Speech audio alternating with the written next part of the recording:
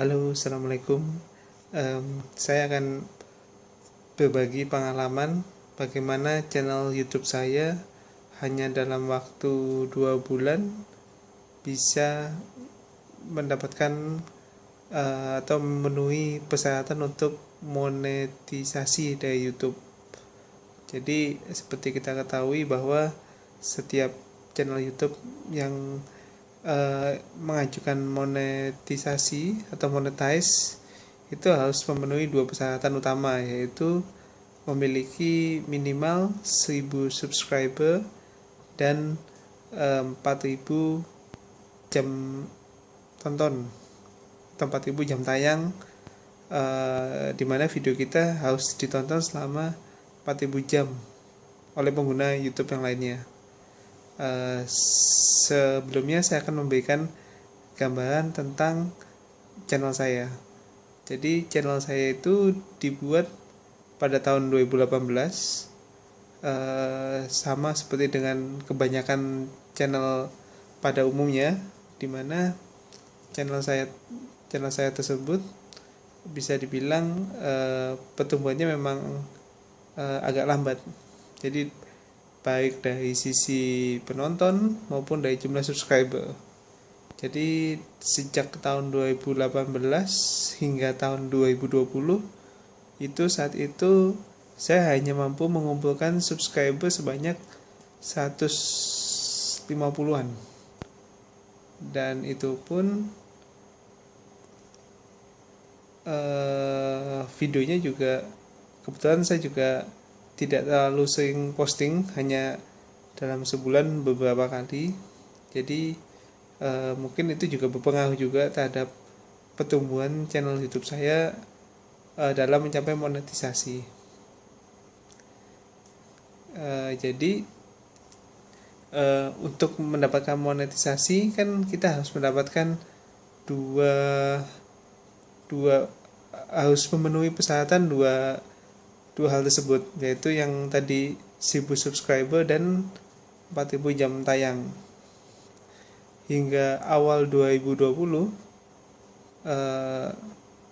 saya merasa bahwa channel saya bakal lama sekali untuk dapat memenuhi kedua persyaratan tersebut, karena seperti kita ketahui kalau channel kita atau channel YouTube yang dimiliki oleh orang biasa itu biasanya jarang ada yang nonton.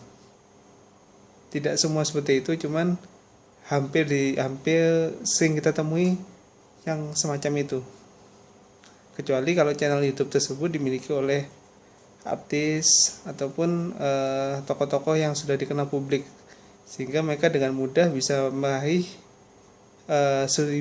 minimal 1000 subscriber dan 4000 jam tayang. Nah, pada awal tahun 2020 itu sekitar bulan Januari kalau nggak salah, saya status YouTube saya ya masih seperti saya katakan tadi, jadi stagnan lah bisa dibilang begitu. Walaupun kadang-kadang saya posting video, kadang-kadang enggak gitu. Hingga pada suatu saat ketika pada suatu pagi saya cek YouTube saya iseng-iseng, tiba-tiba subscriber saya melonjak 200%. Salah satu video saya viewernya melonjak 200% hanya dalam satu hari. Saya kan bingung, loh kok bisa begitu, padahal perasaan video saya tuh ya standar-standar saja kan, tidak ada yang booming seperti apa. Begitu saya cek, ternyata video saya itu booming karena ada suatu event, jadi sangat berkaitan. Video itu saya kasih screenshotnya ya.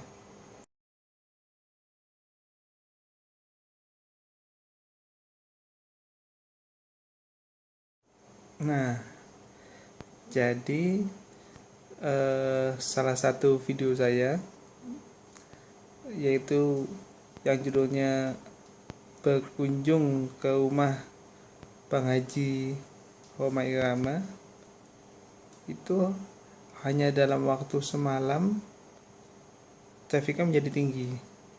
Padahal video itu kalau tidak salah sudah saya posting kurang lebih selama 5 bulan lebih di akun saya.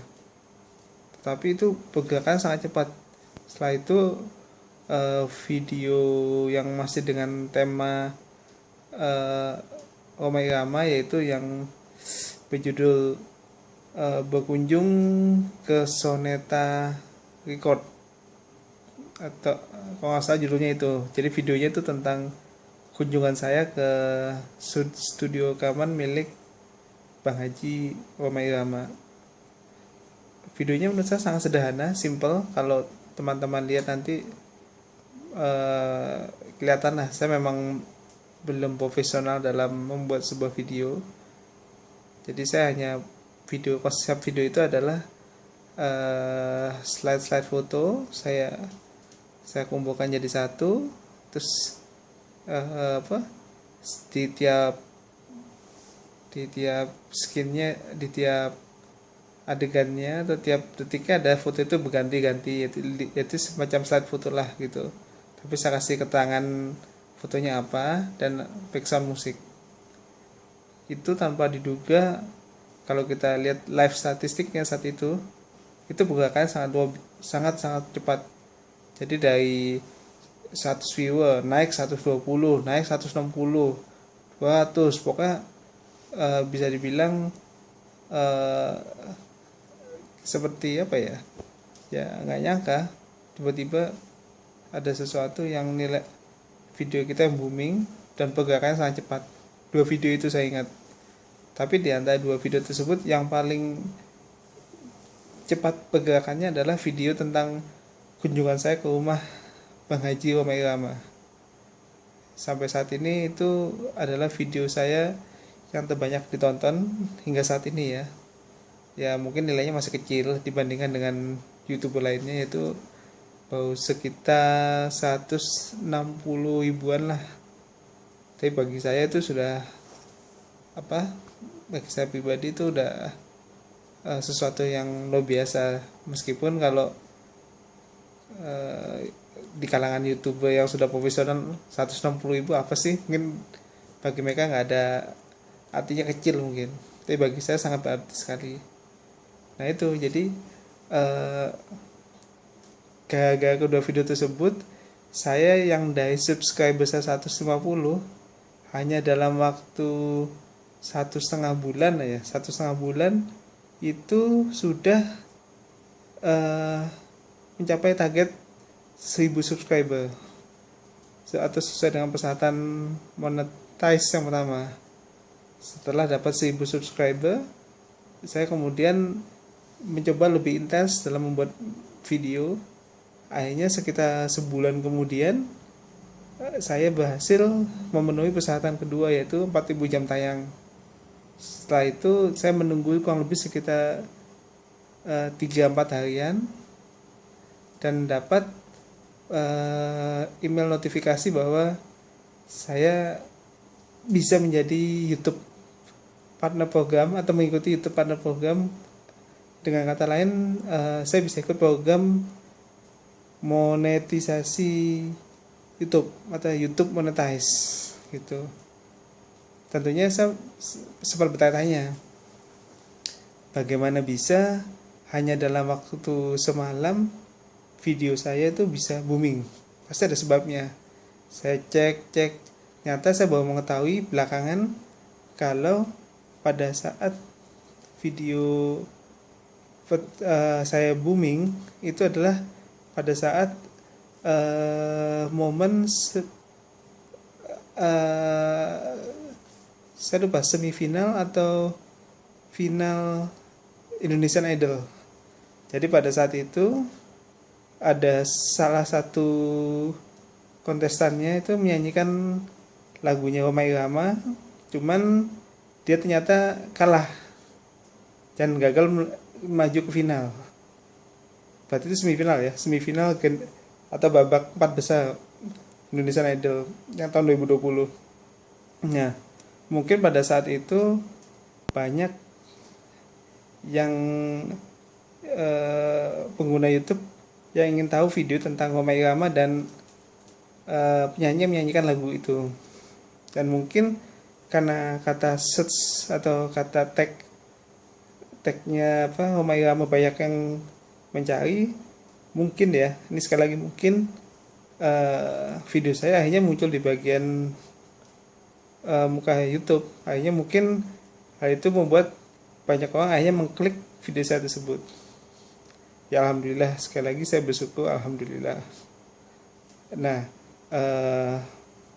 mungkin yang bisa saya kasih masukan buat teman-teman yang masih berjuang untuk mendapatkan atau memenuhi persyaratan monetize dari YouTube adalah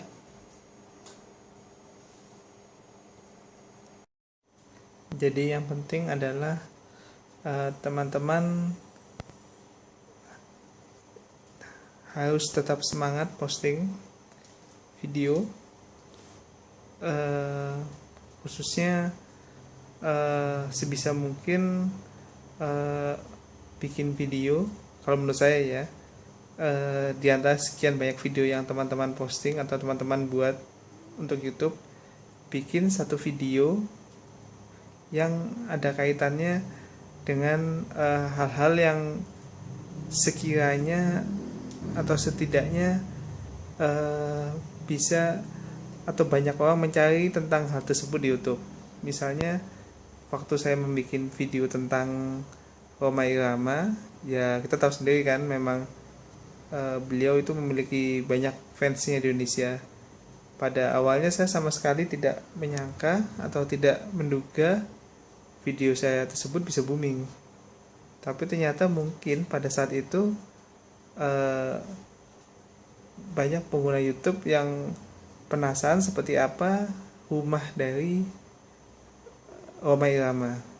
Meskipun kalau kita cek atau search, itu ada beberapa video dengan judul yang hampir sama. Bahkan ada video tentang rumah Rhoma Irama di bagian mukanya atau fotonya itu, thumbnailnya itu gambarnya rumah minimalis. Tapi begitu kita klik, ternyata nggak ada kaitannya sama sekali dengan rumah Rhoma Irama. Jadi semacam menipu gitu. Kalau bisa itu jangan dilakukan. Kita main atau kita bikin video yang baik-baik aja lah. Jadi kita ngikuti peraturannya YouTube.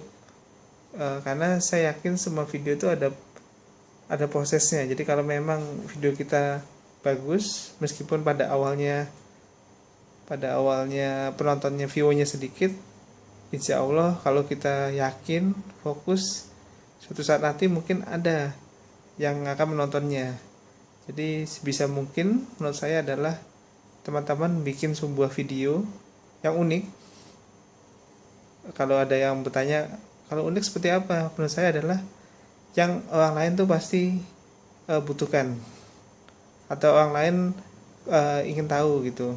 Apapun itu, misalnya kalau teman-teman videonya fokus tentang membuat kue gitu, coba aja bikin. Karena kita tidak pernah tahu bagaimana logaritma dari YouTube.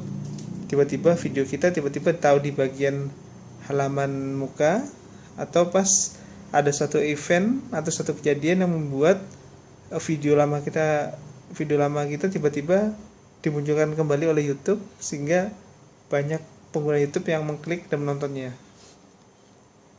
Ya, itu masukan dari saya untuk teman-teman.